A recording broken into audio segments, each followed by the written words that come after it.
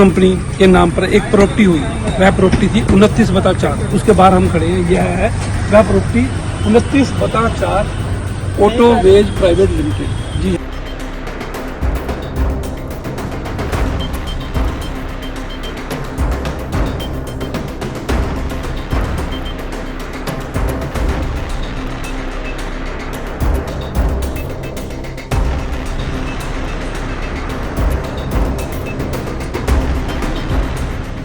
चंडीगढ़ दिन भर की टीम एक ऐसे राज से पर्दा उठाने जा रही है जिसे बिल्कुल छुपाया जा रहा था, जिसे यह कहा जा रहा था कि यह किसी को पता न चले, कानों कान खबर ही ना पड़े। शायद आज नहीं, 2024 के चुनावों से पहले यह राज खोला जाना था, लेकिन आज चंडीगढ़ दिन भर के दर्शकों के लिए चंडीगढ़ दिन भर एक ऐसा राज खोलने जा रहा है। जी हाँ, सेक्टर 17 का पुलिस स्टेशन, यह पुलिस स्टेशन जिसे आप देख भी सकते हैं, यह पुलिस स्टेशन जहाँ एक सीक्रेट पॉलिटिकल FIR दर्ज की गई है बड़े बड़े अफसरों के निर्देशों पर।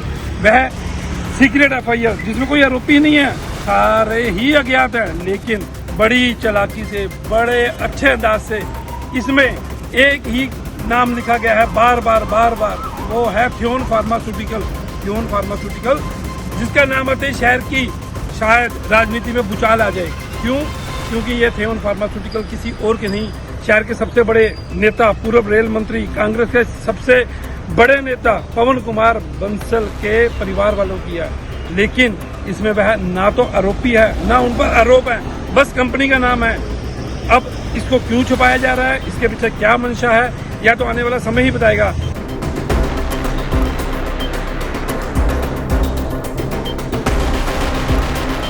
मैंने ये जानना भी चाहा कि आखिर ऐसा भी क्या है FIR में जो सबसे छुपाई जानी थी, ऐसा भी क्या है जो किसी को कानों कान इस FIR की खबर नहीं होने देना चाहते थे, ऐसा भी क्या है जो इस FIR को सीक्रेट FIR का नाम दिया गया। लेकिन अब चर्चा उठ रही है कि शायद 2024 के चुनावों के ठीक पहले इस FIR को उजागर किया जाना था। 2024 के चुनावों के ठीक पहले पूछताछ के लिए बड़े बड़े राजनीतिक लोगों को बुलाया जाना था ताकि उनका नाम उछले। और मकसद यह भी रह सकता है कि इलेक्शन से ठीक पहले बार बार FIR में मौजूद लोगों को, कंपनी के डायरेक्टर को बुलाया जाए, पूछताछ के लिए बुलाया जाए 2024 के ठीक चुनावों से पहले। तभी तो 2023 जनवरी में ये कंप्लेंट हुई। कंप्लेंट भी किसी और ने नहीं दी, स्टेट ऑफिस ने दी। स्टेट ऑफिस, वह स्टेट ऑफिस जिसकी कंप्लेंट पर तुरंत हर FIR दर्ज होती है, लेकिन यह FIR दर्ज करने में 7 महीने लगा दिए गए। जनवरी को आई कंप्लेंट को अगस्त में FIR में तब्दील किया गया, वह भी अब छुपा रहे हैं। सूत्रों के मुताबिक अब और लिंगर ऑन किया जाना था इस FIR को, ताकि 2024 के चुनाव से ठीक पहले बार बार कंपनी के नुमाइंदों को बुलाया जाए, बार बार यह दिखाया जाए कि जांच में शामिल कर दिया गया है, बार बार यह दिखाया जाए कि उनसे पूछताछ हो रही है। अरे भाई, पूछताछ करनी है तो अभी करो, सच सामने लाओ। हम नहीं कहते कि कंपनी आरोपी है, लेकिन हम यह भी नहीं कहते कि कंपनी बेदाग है।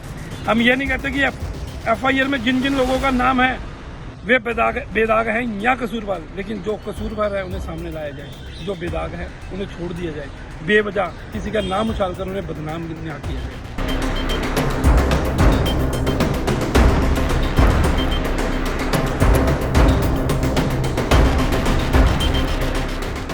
यह FIR आखिर में है क्या, ये सारा हम आपको विस्तार से बताते हैं। दरअसल इंडस्ट्रियल फेज 2 में 29/4 नंबर का एक प्लाट है। यह प्लाट 4 कनाल का है, जिसमें इस समय मारुति की एजेंसी चलती है। जी हाँ, मारुति नेक्सा की, जो कि थियोन फार्मास्यूटिकल कंपनी के जरिए ही चलाई जा रही है। और ये थियोन फार्मास्यूटिकल कंपनी में पवन कुमार बंसल, जी हाँ, कांग्रेस नेता पवन कुमार बंसल के 2 बेटे डायरेक्टर हैं। इसके अलावा शहर के बड़े बड़े व्यापारियों के बच्चे, बड़े बड़े व्यापारियों के वारिस भी इस कंपनी में डायरेक्टर है। लेकिन इस कंपनी ने यह कोई विवादित समझकर प्लाट नहीं खरीदा था।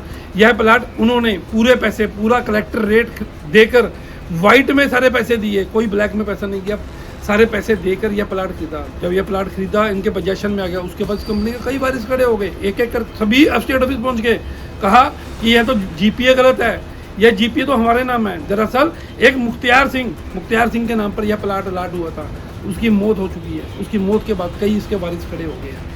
एक एक कर कुल 6 लोगों ने अलग अलग कागज जमा कराए, किसी ने रजिस्टर्ड और किसी ने अनरजिस्टर्ड, किसी ने रजिस्टर्ड बिल जमा कराई है और किसी ने अनरजिस्टर्ड। सभी ने यह क्लेम किया है कि मुख्तियार सिंह मरने से पहले यह प्लाट हमको दे गया था। यह प्लाट थियोन फार्मास्यूटिकल कंपनी के नाम पर सीधा ट्रांसफर कर दिया था। इसके लिए पहले सब कुछ जांचा नहीं गया, यही जांचा ही नहीं गया कि किन किन लोगों ने और भी क्लेम किया, उनके क्लेम सही भी हैं या गलत है।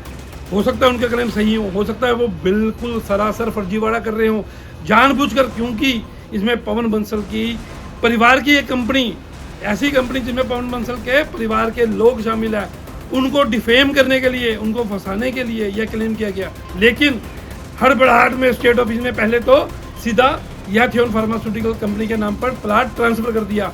अब उसके बाद जब क्लेमेंट खड़े हुए तो स्टेट ऑफिस सीधा जनवरी महीने में, जी हाँ जनवरी महीने में स्टेट ऑफिस में मिस्टर गुलाटी हैं स्टेट ऑफिस में, जो एफआईआर के मुताबिक 11 जनवरी 2023 को स्टेट ऑफिस के मिस्टर राजीव गुलाटी ने, स्टेट ऑफिस के जो ऑफिसर हैं मिस्टर राजीव गुलाटी, उन्होंने शिकायत दी कि यह एक विवादित प्लाट है। इस प्लाट में कई वारिस खड़े हुए हैं, किसी के कागज असली हो सकते हैं, किसी के नकली, इसलिए पुलिस बताए कि हमें क्या करना चाहिए, जांचे किसके कागज सही हैं, यह भी जांचे किसके कागज नकली हैं, जिनके नकली हैं उन पर कार्रवाई करें, जिनके असली हैं उन पर आगे क्या किया जाए, या स्टेट ऑफिस को रिपोर्ट बना के दे। ये जांचने के लिए एफआईआर रजिस्टर करने के लिए चंडीगढ़ पुलिस ने 7 महीने की कड़ी मशक्कत की। मैं आपको बताना चाह रहा हूँ, चाहे सुप्रीम कोर्ट ने कहा शिकायत मिलते ही तुरंत एफआईआर रजिस्टर करो, लेकिन अपने ही प्रशासन के एक बड़े अफसर, अपने ही प्रशासन के एक अंग, अपने ही प्रशासन के एक डिपार्टमेंट ने चंडीगढ़ पुलिस को शिकायत दी कि तुरंत एफआईआर रजिस्टर करो, लेकिन 8 महीने लगा दिए चंडीगढ़ पुलिस ने। आज एफआईआर रजिस्टर हुई, उसमें भी बहुत हाई वोल्टेज ड्रामा हुआ। सेक्टर 31 पुलिस स्टेशन में पहले यह एफआईआर दर्ज होने के लिए तहरीर पहुंच गई 31 पुलिस, अब क्योंकि इसमें बड़े बड़े लोग इन्वॉल्व थे, 31 थाना पुलिस के हाथ पांव फूल गए। रात को मीटिंग हुई, एसएचओ पहुंचा, डीएसपी पहुंचे, एसएचओ की बाई चांस उस दिन नाइट चेकिंग भी थी, वो भी पहुंचा। नतीजा यह हुआ कि यह तो उनकी जुरिडिक्शन ही नहीं बनती। सभी ने कहा यह किसी और पुलिस स्टेशन की जुरिडिक्शन बनती है। सेक्टर 17 पुलिस स्टेशन में तहरीर गई, वहां पे एफआईआर रजिस्टर हुई, लेकिन आरोपी नील मतलब अज्ञात, कोई भी आरोपी इस एफआईआर में नहीं बनाया गया। सिर्फ एक शिकायतकर्ता इस एफआईआर में बनाया गया है। ये रही वो एफआईआर 420, 467, 468, 471, 120 भी, यानी धोखाधड़ी, जाली कागजात बनाने की एफआईआर रजिस्टर हुई है। आरोपी कोई नहीं है। अब ये जांच का विषय है कि इसमें थियोन फार्मास्यूटिकल सही है या गलत। जो लोग बार बार क्लेम कर रहे हैं वो सही है या गलत, आरोपी कौन बनता है। लेकिन दिन भर का यही सवाल है कि जो भी है ये एफआईआर रजिस्टर हुई है, यह मात्र किसी दूसरे को बेइज्जत करने के लिए, बार बार जांच में बुलाने के लिए, बार बार पॉलिटिकल मकसद के लिए ना हो। जो असली मुलजिम है उन पर कार्रवाई हो, और जो इसमें सही, जिन्होंने अगर सही खरीद फरोख्त की है या अगर गलत खरीद फरोख्त की है तो उन पर एक्शन हो, अगर सही की है तो उनका नाम बेवजह भी ना उठाना। धन्यवाद। अगर आपने अभी तक हमारे चैनल को सब्सक्राइब नहीं किया है तो आज ही सब्सक्राइब करें, साथ ही लाइक और शेयर करना ना भूलें।